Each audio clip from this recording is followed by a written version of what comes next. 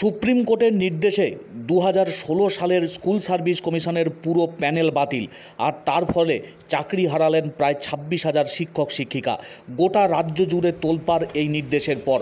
বিভিন্ন বিদ্যালয়ের পরিকাঠামো এবং আগামী দিনে সরকারি শিক্ষা প্রতিষ্ঠানগুলি কিভাবে চলবে তা নিয়ে চিন্তা বেড়েছে, যেমন বিদ্যালয়ের দায়িত্বপ্রাপ্ত প্রধান শিক্ষক থেকে শুরু করে অভিভাবক অভিভাবিকা মহলে।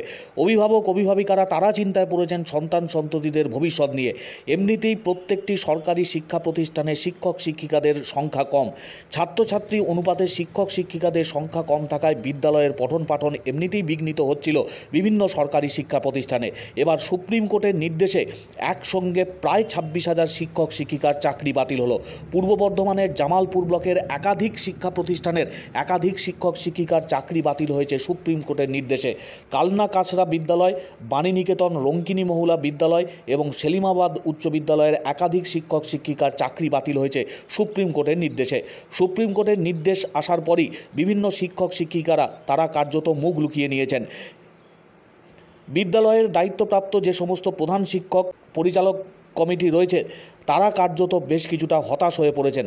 আগামী দিনে এই সমস্ত সরকারি শিক্ষা প্রতিষ্ঠানের সামগ্রিক পরিকাঠামো এবং প্রাত্যহিক পঠন পাঠন কীভাবে চালু থাকবে তা নিয়ে দুশ্চিন্তা বেড়েছে। এলাকার অভিভাবক অভিভাবিকারা তারাও যথেষ্ট চিন্তায়। ইতিমধ্যেই বিভিন্ন বিদ্যালয়ের সেমিস্টার পরীক্ষা চালু হচ্ছে, কিভাবে সেই সমস্ত পরীক্ষা পর্ব সম্পন্ন হবে তা নিয়েও চিন্তা বেড়েছে। শিক্ষক শিক্ষিকা নিয়োগ কবে হবে, নতুন করে এই সমস্ত বিদ্যালয়ের শিক্ষক শিক্ষিকা এসে পঠন পাঠন স্বাভাবিক হবে কিনা তা নিয়েও প্রশ্নচিহ্ন দেখা দিয়েছে। ইতিমধ্যেই সরকারি শিক্ষা ব্যবস্থা ভেঙে পড়ার আশঙ্কা দেখা দিয়েছে, এমনটাও বলছেন শিক্ষক শিক্ষিকারা, যেমন পাশাপাশি অভিভাবক অভিভাবিকারাও। জামালপুর ব্লকের একাধিক শিক্ষা প্রতিষ্ঠানের শিক্ষক শিক্ষিকাদের চাকরি বাতিল হয়েছে সুপ্রিম কোর্টের নির্দেশে। আগামী দিনে কিভাবে এই সমস্ত বিদ্যালয়ের পঠন পাঠন প্রক্রিয়া স্বাভাবিকভাবে চলবে, ছাত্রছাত্রীরা যারা রয়েছে এই সমস্ত বিদ্যালয়ে তাদের সমস্ত বিষয়ের পঠন পাঠন কিভাবে সম্পন্ন হবে তা নিয়েও চিন্তা বেড়েছে ইতিমধ্যেই শিক্ষক শিক্ষিকা মহলে। বিদ্যালয়ে যে সমস্ত প্রধান শিক্ষক পরিচালন কমিটি রয়েছে তারাও কার্যত দুশ্চিন্তায় পড়ে গিয়েছেন। সুপ্রিম কোর্টের নির্দেশে গোটা রাজ্যে প্রায় 26,000 শিক্ষক শিক্ষিকার চাকরি বাতিল হয়েছে। 2016 সালের এসএসসির প্যানেল সম্পূর্ণ বাতিল করে দিয়েছে দেশের সর্বোচ্চ আদালত সুপ্রিম কোর্ট। স্বাভাবিকভাবেই শিক্ষক শিক্ষিকারা তারা চিন্তায়, যেমন অভিভাবক অভিভাবিকারা তাদের মধ্যেও দুশ্চিন্তা গ্রাস করেছে। এই সমস্ত বিদ্যালয়ের পঠন পাঠন, সমস্ত কিছু পরিকাঠামো এবং বিদ্যালয়ের সঠিক সময়ে পরীক্ষা কিভাবে পরিচালিত হবে তা নিয়ে চিন্তা বেড়েছে। অভিভাবক অভিভাবিকারা ভাবছেন তাদের সন্তান সন্ততিদের ভবিষ্যৎ কী হবে, সার্বিকভাবে সরকারি শিক্ষা প্রতিষ্ঠান কী করে চলবে সে নিয়ে দুশ্চিন্তা বাড়ল অভিভাবক মহলে। এটা একটা বিরাট বিপর্যয় শিক্ষাক্ষেত্রে এবং ওই শিক্ষক শিক্ষিকাদের ব্যক্তিগত জীবনে। 26,000 শিক্ষক শিক্ষিকা চলে গেল মানে বিদ্যালয়গুলির ছাত্রছাত্রীদের পড়াশোনা যেমন ক্ষতিগ্রস্ত হবে, আর যে শিক্ষক শিক্ষিকার চাকরি চলে গেল তাদেরও জীবনগুলো দুর্বিষহ হয়ে উঠবে। এতদিন ধরে চাকরি করছে, 6 বছর 7 বছর ধরে, সেই চাকরি তারা নিজেদের সংসার গড়ে তুলেছে, বিয়ে থা করেছে, বাড়িতে ছেলে মেয়ে মা বাবা সকলের দায়িত্ব পালন করছে, অথচ এক ঝটকায় চলে গেল চাকরি। এটা তো তাদের ব্যক্তিগত জীবনের বিপর্যয়।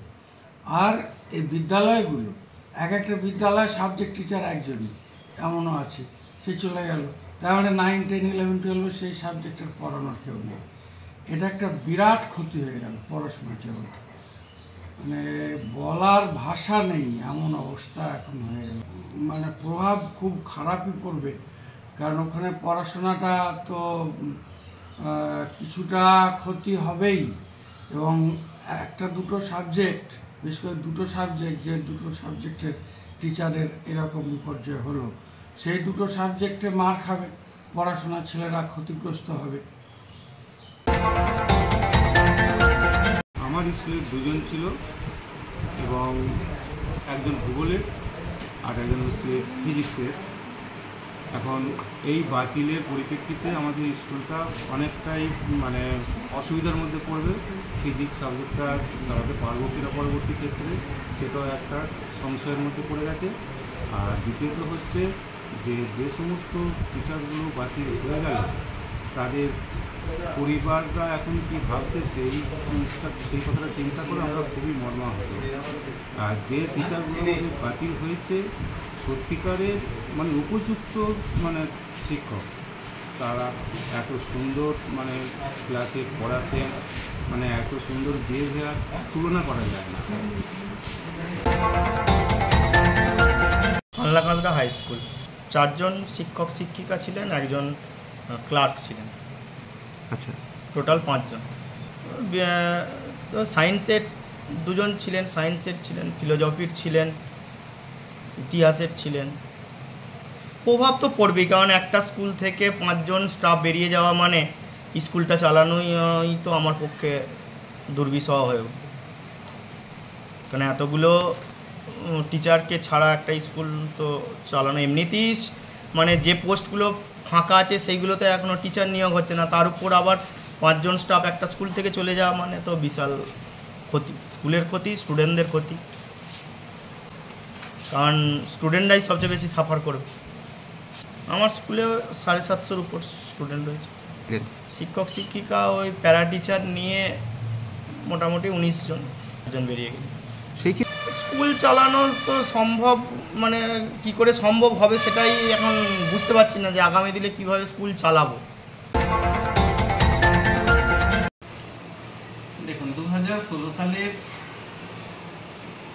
সালে যে নিয়োগ হয়েছিল সেই অনুযায়ী আমাদের স্কুলে মোট 3 জন ছিলেন মাধ্যমিক স্তরে। তার মধ্যে একজন মানে 2 জন ফিমেল ক্যান্ডিডেট ছিলেন, একজন মেল ক্যান্ডিডেট ছিলেন। আজকে স্কুলে এসেছিলেন, কিন্তু রায় শোনার পর তারা স্কুল পরিত্যাগ করে। আর আরেকজন যিনি মেল টিচার ছিলেন আর কি, তিনি 2022 সালের মানে ফেব্রুয়ারি মাস থেকে তিনি অনুপস্থিত, মানে তারপর থেকে তিনি আর কিন্তু কোনোদিন স্কুলে আসেননি আজ পর্যন্ত।